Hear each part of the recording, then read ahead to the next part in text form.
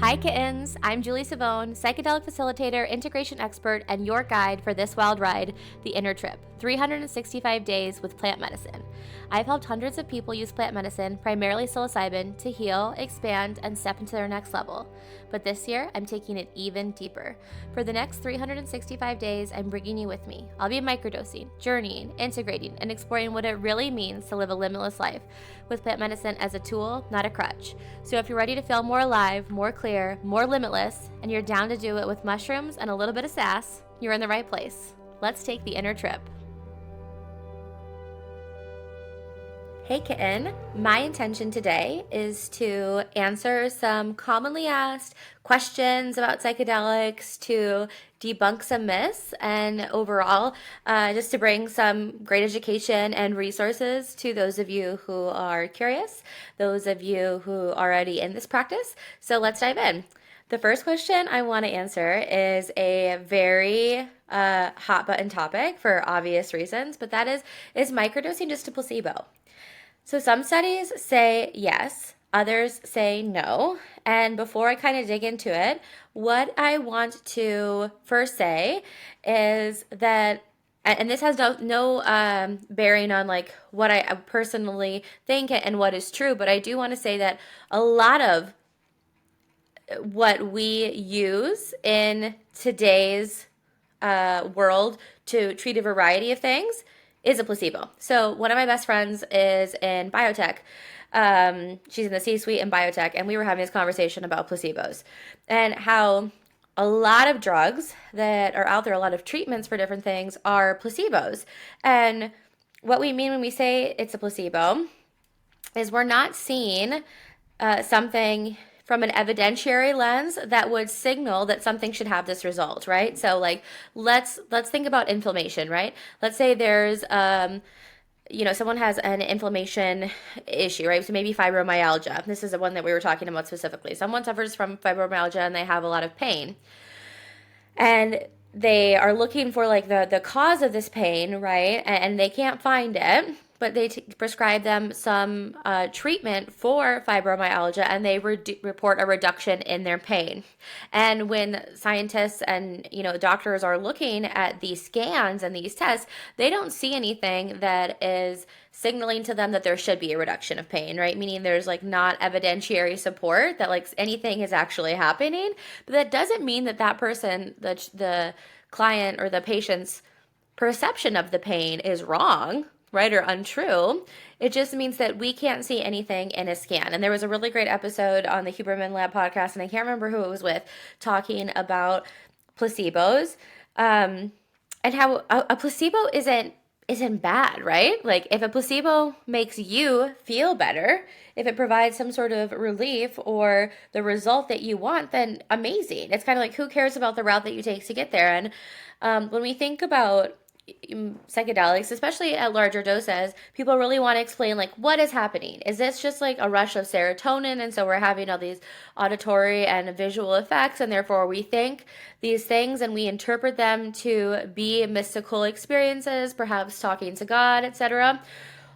Or is it just someone is really high on drugs? We don't know. We can't answer that. And in all of the research, especially at those higher doses, and attempting to make sense of what is happening in those experiences, what paper after paper, researcher after researcher points to is that it doesn't actually matter what the truth is as long as it has a positive effect on someone's well-being. Who cares if it is just a bunch of serotonin or if you're actually talking to God, if you are a more open, loving, kind, compassionate person? I don't personally.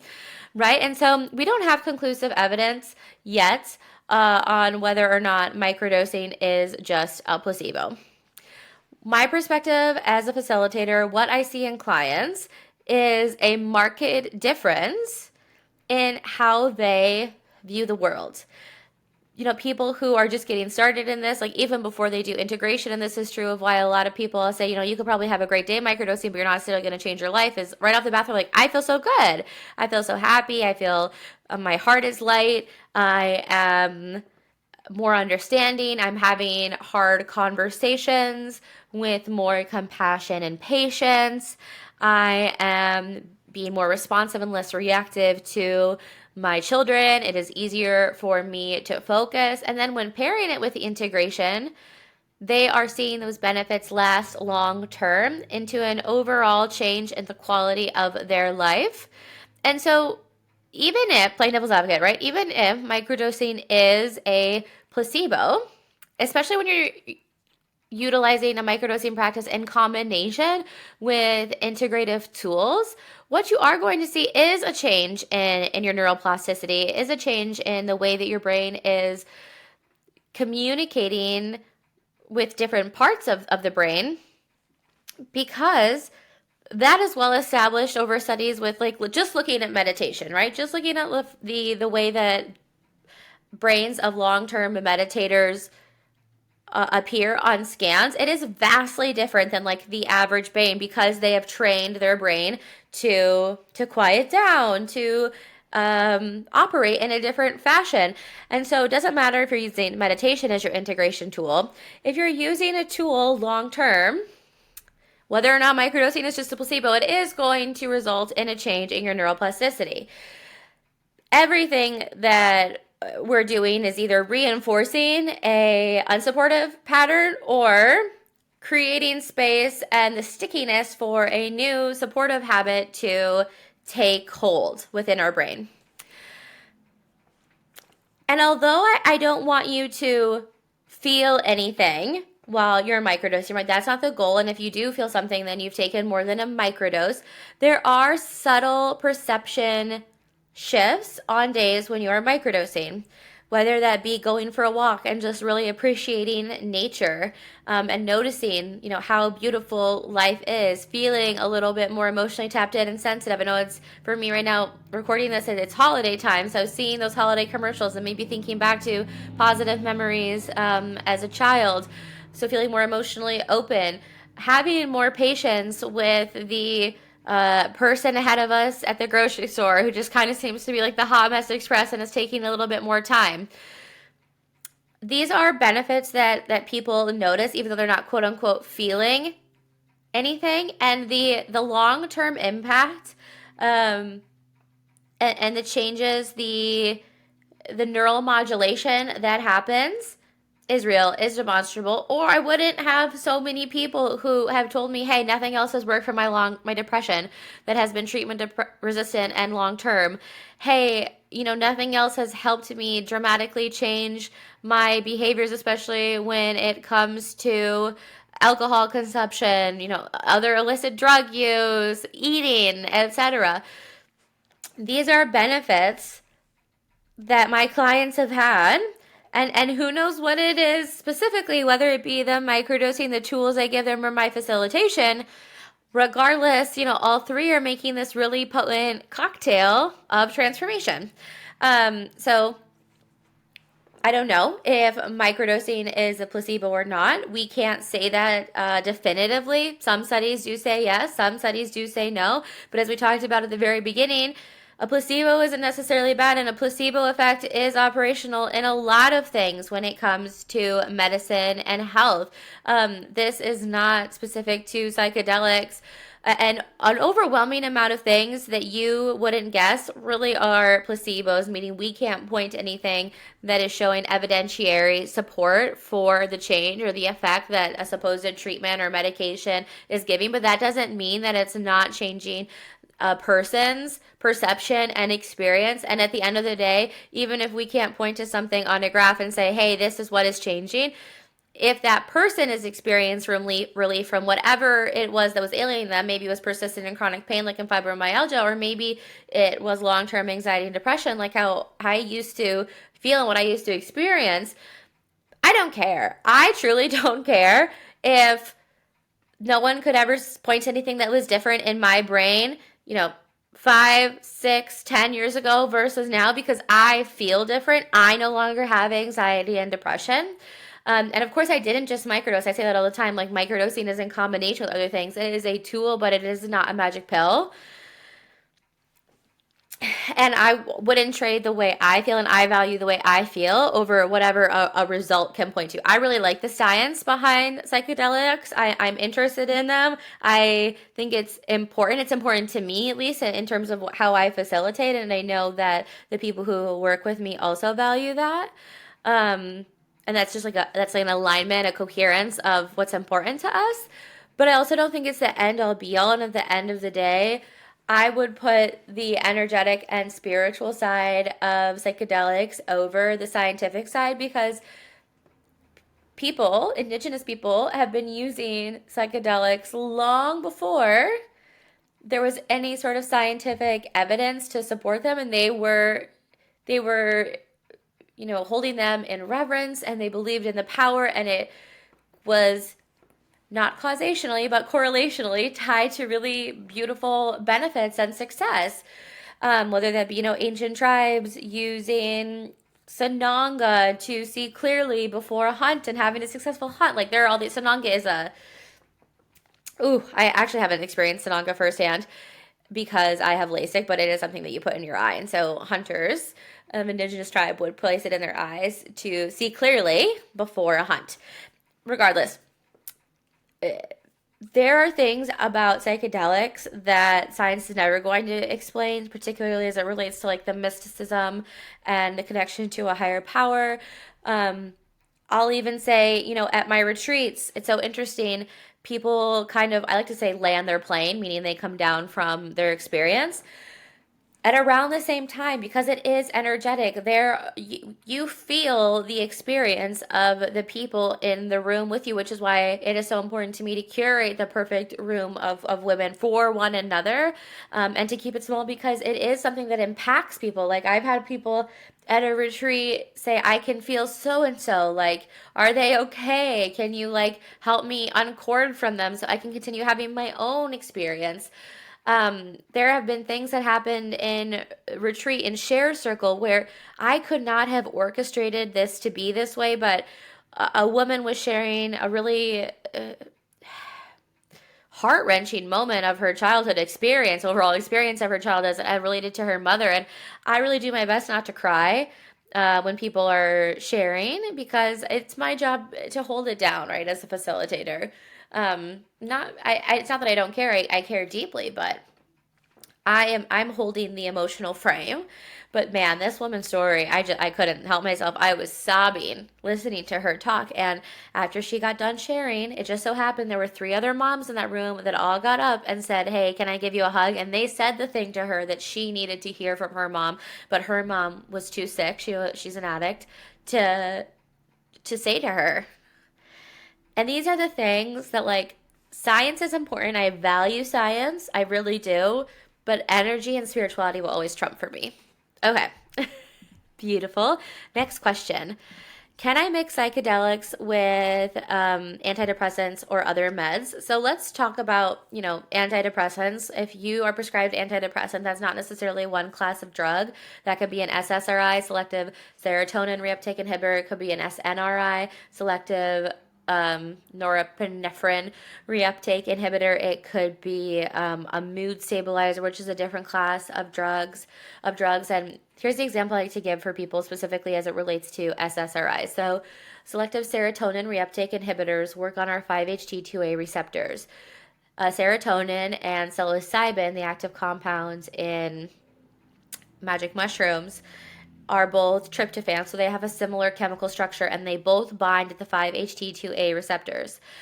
So when an SSRI has, it's prompting, more reuptake, right, in our serotonin levels through these receptors, we have more serotonin already binding at these receptors, and it's going to be harder for psilocybin to bind because more spaces are taken up, right? It's like when you get to a parking lot at Whole Foods on the weekend, you're just like, damn, where am I going to park? Nowhere, right? It's kind of the same thing. So what do people report?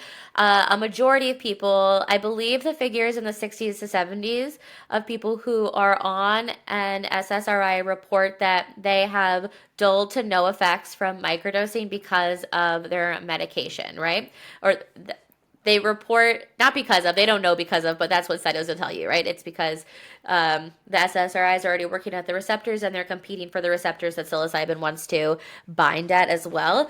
It's not necessarily dangerous. What can be dangerous is long-term SSRI use and a larger dose, because that can produce serotonin syndrome, which is also kind of hard to diagnose.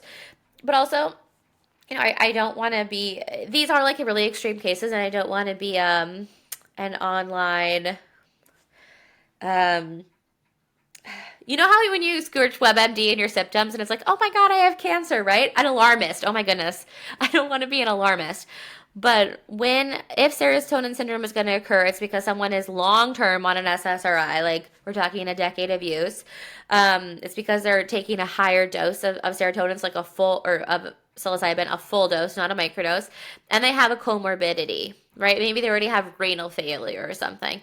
And so then there is the potentiality for SS or serotonin syndrome, which is why it's really important to me to have conversations with everyone before they get started in this process at levels large or small, to really talk about, okay, give me your honest medical history, not because I'm a nosy Nelly, but because I want to make sure this is a safe process for you.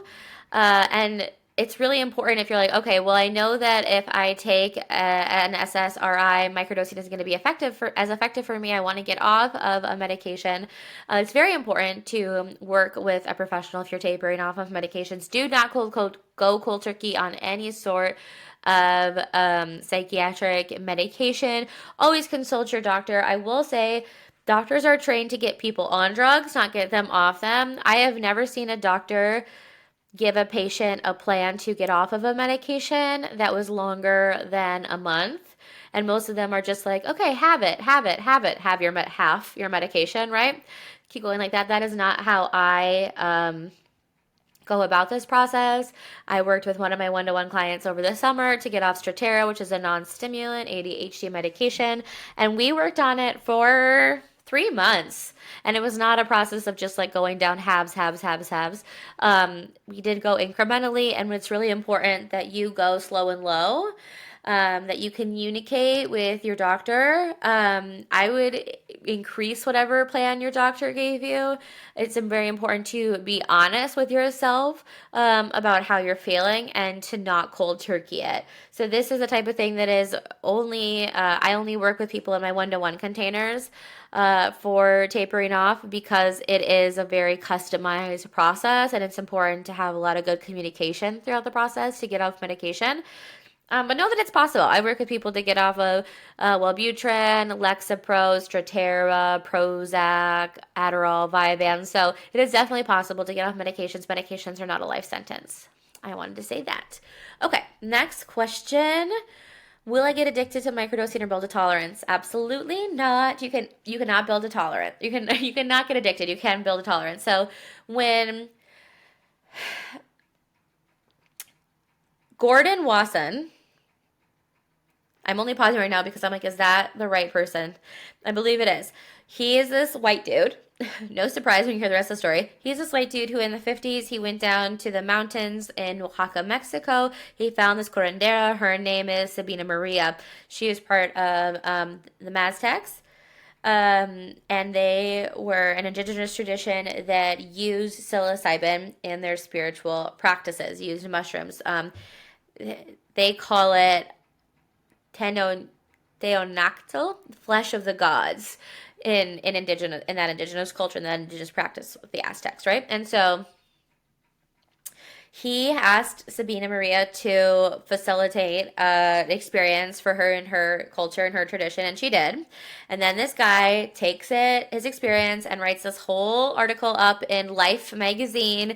Totally explodes like the psychedelic. It begins the explosion of psychedelics in the United States, right? And then the 50s, and then people flood to this poor woman's village, and then everyone in the village hates her because there's a bunch of like colonizing, annoying white people up in all of their business. And it is a very sad story, which is why I always pay tribute to the indigenous practice in my facilitation, because it's truly one that we should honor.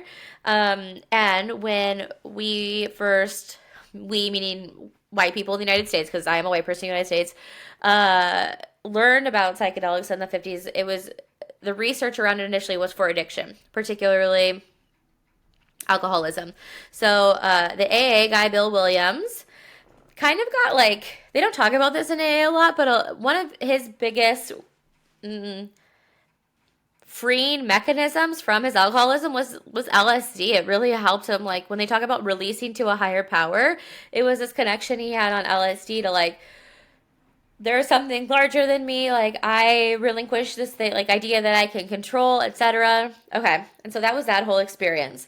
So when the research in the 50s and 60s was coming out, it was pointing to how psilocybin, LSD, psychedelics generally can help break addiction, how it can help heal addiction, because once again, brains that experience addiction are really rigid and they go down the same well-worn pathway, right? So that's why it can be really hard. Like it can feel impossible to not reach for the drink or to not go to the bar or to not, do whatever your addictive substance behavior is, because your brain wants to travel down that pathway.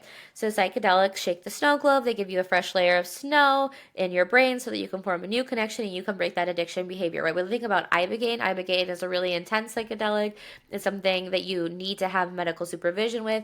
I don't know why anyone besides someone with really intense, like a combat veteran, PTSD, or someone with serious addiction, heroin level addiction, whatever, use ibogaine, but it can help break addiction. So it is something that can help break addiction, psychedelics are, but it's not something that you have a risk of developing addiction for. And actually, in research studies with rats, when rats can like pull levers and receive more of a substance, psychedelics are the only things that rats won't go back to. So they're going to go back to cocaine, they're going to go back to nicotine, they're going to go back to caffeine, alcohol, but they're not going to go back to psychedelics. So no risk of addiction, but super risk of tolerance.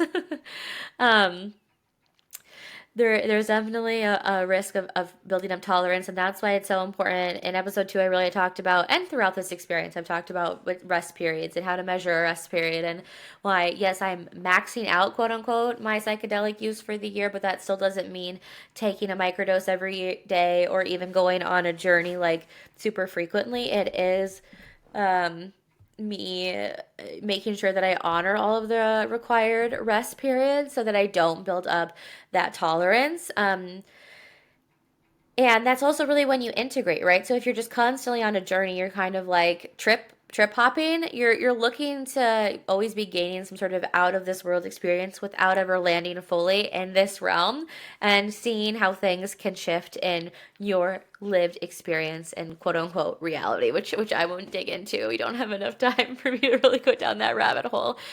But it is very important to take those rest periods, and although you're not going to build any sort of dependence on microdosing like an addiction, what can happen is people want like the sparkle of an on day, and because they're not integrating, they just find themselves coming back to microdosing again and again and again to like give them that sort of like boost that they're looking for, because they haven't taken the time to make the magic of mushrooms an everyday reality for themselves. And that is why I focus so much on integrating, because when you do that, you're not constantly searching for the next hit, the next thing, the next like sparkle day. You know how to bring the sparkle, bring the glitter into even a random Monday. So those were the 3 questions I answered for you today. Is microdosing just a placebo? Can I mix psychedelics with antidepressants or other meds? And will I get addicted to microdosing or build a tolerance? If you have other pressing questions, send them my way. Go ahead and send me a DM on Instagram, which is linked down in the show notes, or write a question in the comments. I'll be doing one of these Q&A myth-busting episodes every so often because I always want to dispel any misinformation. And I'm always totally open to meet these questions with honesty where honesty is due, right? Like for the placebo question, we don't know for sure whether or not microdosing is a placebo. There are some studies that say yes and some studies that say no. So I always want to come at this from an honest and integrous approach. So thank you so much for joining me. And in case I didn't say it, that was the integration. I would love to know what questions do you have that I could answer for you. Anything that's top of mind, like, oh, I've always wondered this, oh, I've heard this, and I wonder if it is true. I would love to answer that for you. So until next time, kitten. That's the end of today's trip. But remember, the real magic has always been inside of you. If this episode landed, send it to a friend who's ready to step into their next level. And make sure you're following the show so you never miss a dose. I'll be back again soon with another day on the path to your most limitless life. And until then, trust yourself, follow your intuition, and keep asking, how good can it get?